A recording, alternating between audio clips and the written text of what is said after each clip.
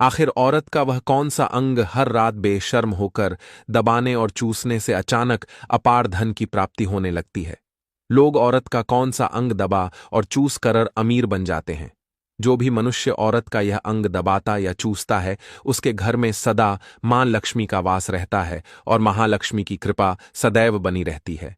तो दोस्तों, आज की इस वीडियो में हम आपको एक सच्ची कहानी के माध्यम से बताएंगे कि औरत का वह कौन सा अंग है जिसे हर पुरुष को दबाना और चूसना चाहिए। अधूरी जानकारी विष के समान होती है, इसलिए वीडियो को बीच में ना छोड़ें। दोस्तों, एक बार की बात है, एक गांव में रामदास नाम का एक व्यक्ति रहता था। वह अपनी पत्नी से बहुत ज्यादा परेशान था, क्योंकि उसकी पत्नी बात बात पर हमेशा उसे ताना मारा करती थी। तुम्हारे पास है ही क्या? घर में खाने तक को कुछ नहीं है। दोस्तों, उसके घर में बिल्कुल कंगाली छा गई थी। एक भी रुपया नहीं था और उसके घर में खाने के लिए अन्न का एक दाना तक नहीं था। दोस्तों, एक तो घर में खाना नहीं, ऊपर से पत्नी का ताना। वह बहुत परेशान हो गया था। उसे समझ नहीं आ रहा था कि मैं क्या करूं। एक दिन की बात है, जब वह अपने घर से एक सुनसान रास्ते पर निकल गया। वह बहुत ही सुनसान रास्ते पर चल ही रहा था कि उसे एक साधु तपस्या करते हुए दिखाई दिए। वह उनके पास जाकर बैठ गया। जब साधु ने अपना तप खत्म किया तो रामदास उनके सामने जोर जोर से रोने लगा। साधु ने रामदास से कहा, पुत्र, तुम्हें क्या दिक्कत है? तुम क्यों रो रहे हो? आखिर तुम्हें क्या परेशानी है? तब रामदास ने साधु महाराज से कहा, हे महाराज, मेरी एक पत्नी है जो कि मुझे रोजाना ताना मारती है। मैं गरीब हूं तो मैं क्या करूं, कितना भी कुछ कर लूं, लेकिन धन कमा ही नहीं पाता हूं। मेरा एक छोटा सा डंडा था, वह भी पत्नी के क्लेश की वजह से चौपट हो गया। वह दिन रात मुझसे झगड़ा करती है। अब तो मैं दाने दाने के लिए परेशान हो गया हूं। हमारे घर में खाने के लिए कुछ भी नहीं है, इसके अलावा पहनने के लिए वस्त्र भी नहीं है। लेकिन मैं अपनी पत्नी को समझाता हूं कि वह मुझे ताने ना मारे, मुझसे झगड़ा ना करे, लेकिन वह बिल्कुल भी नहीं मानती। साधु जी, इसी वजह से मैं बहुत ज्यादा परेशान हूं। इसी वजह से मैं घर छोड़कर यहां आया हूं।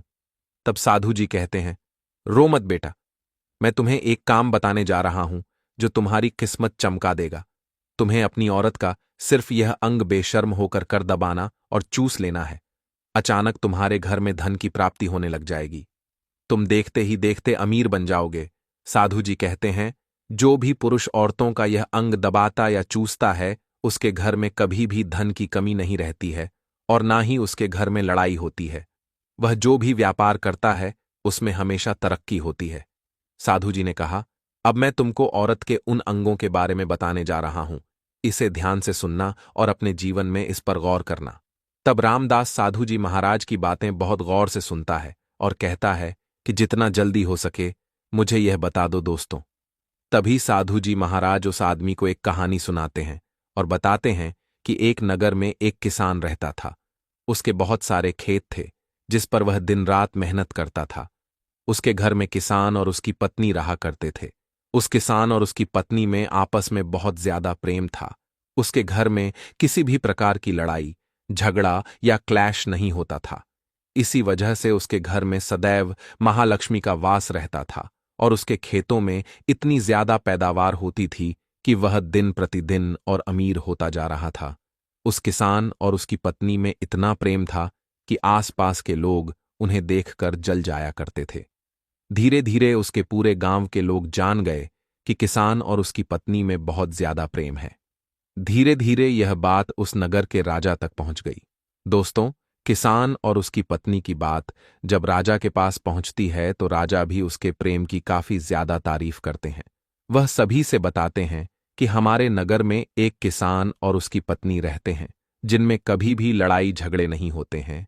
उन दोनों में आपस में इतना प्रेम है कि मैंने ऐसा अपनी जिंदगी में कभी भी नहीं देखा। एक बार की बात है, राजा पूरे नगर में ढिंढोरा पिटवा देता है कि इस नगर में जितने भी लोग हैं वह सभी अपने घर में घी का दिया जलाएंगे। राजा की पत्नी पूछती है कि आप ऐसा क्यों कर रहे हैं? सबके घर में घी का दिया क्यों जलवा रहे हैं? राजा अपनी पत्नी की बात सुनकर कहते हैं, दीपक प्रेम की निशानी होता है। जिसके घर में घी का दीपक जलता है उसके घर में सदैव प्रेम बना रहता है। और मैं चाहता हूं कि जो प्रेम किसान और उसकी पत्नी के घर में है वह हमारे पूरे नगर में रह रहे पति पत्नी के बीच हो। इसीलिए मैं हर घर में दीपक जलाना चाहता हूं। दोस्तों, राजा के सैनिक जाते हैं और हर जगह नगर में डुग्गू जाते हैं, लेकिन किसान के घर का दीपक वैसे ही जलता रहता है। दोस्तों, दीपक हमेशा किसान की पत्नी जलाती थी, लेकिन उसकी बात नहीं मानती थी। वह हमेशा अपनी मनमानी करती थी।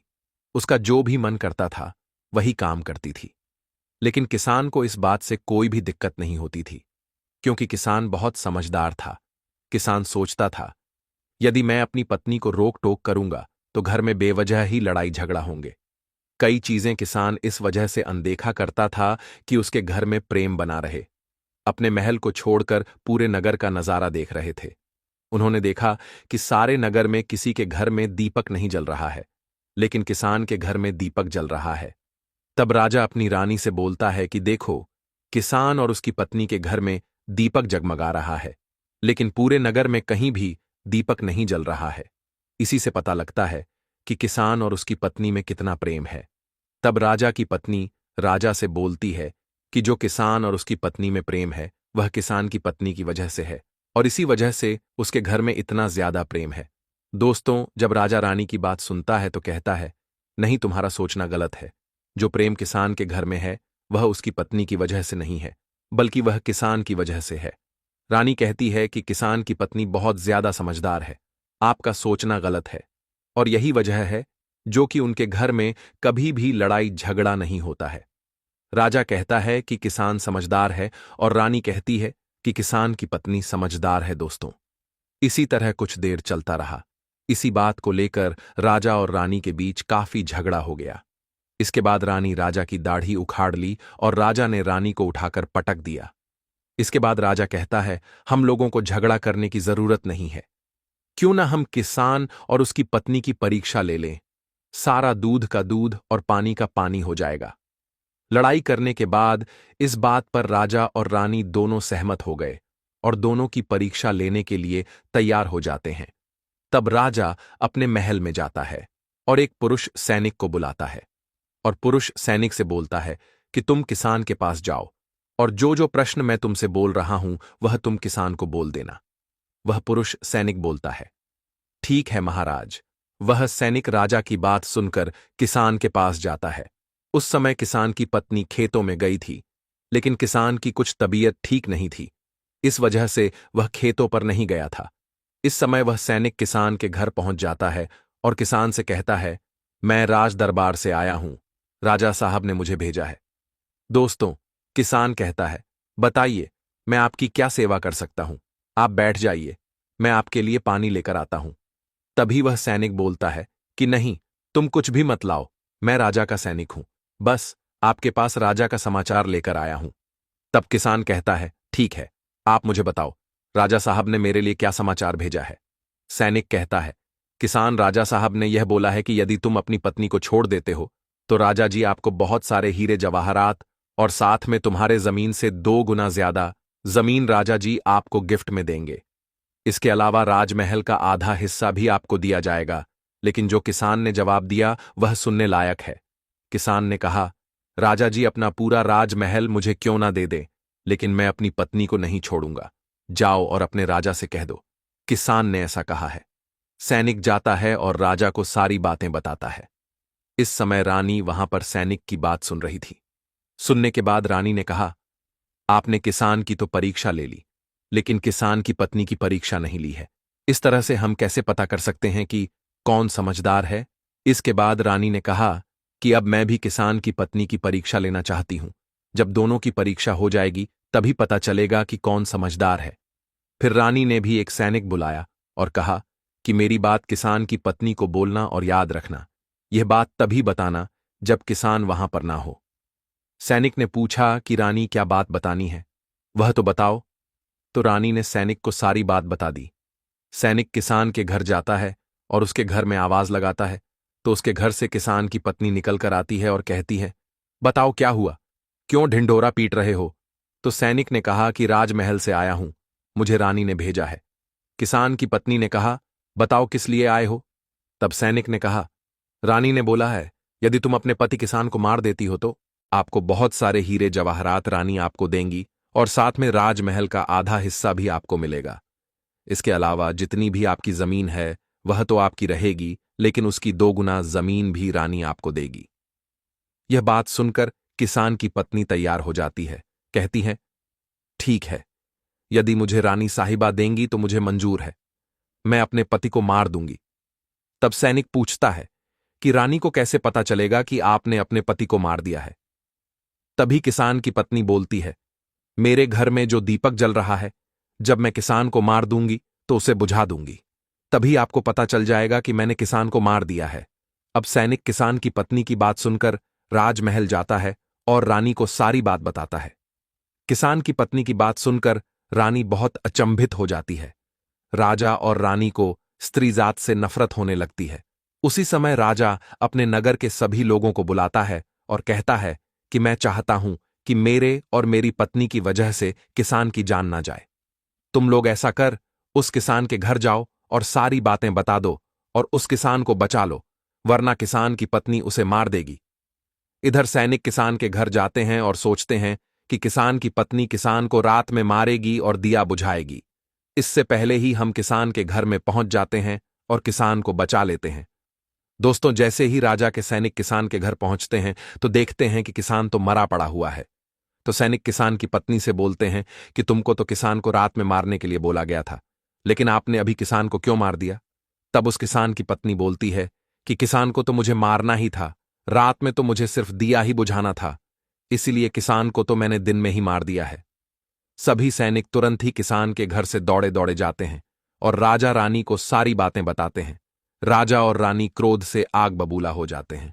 इसके बाद राजा और रानी किसान की पत्नी को बंदी बनाकर लाने के लिए अपने सैनिक से कहते हैं। सैनिक जाते हैं, किसान की पत्नी को बंदी बनाकर ले आते हैं।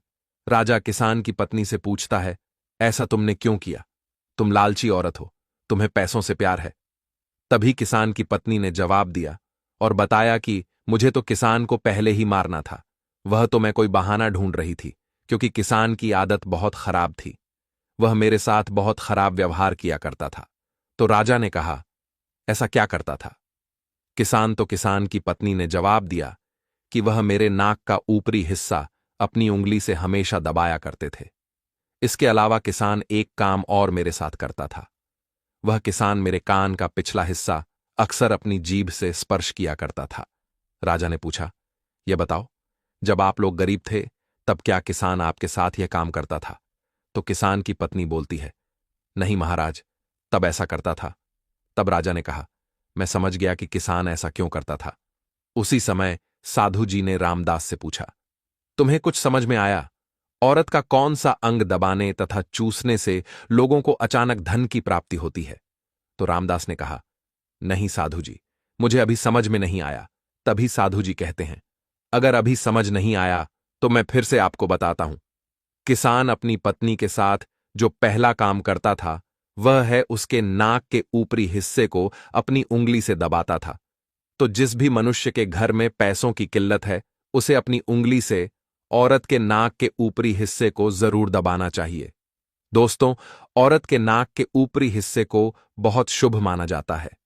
इसी वजह से जो यह काम करता है वह हमेशा धनवान पुरुष बन जाता है।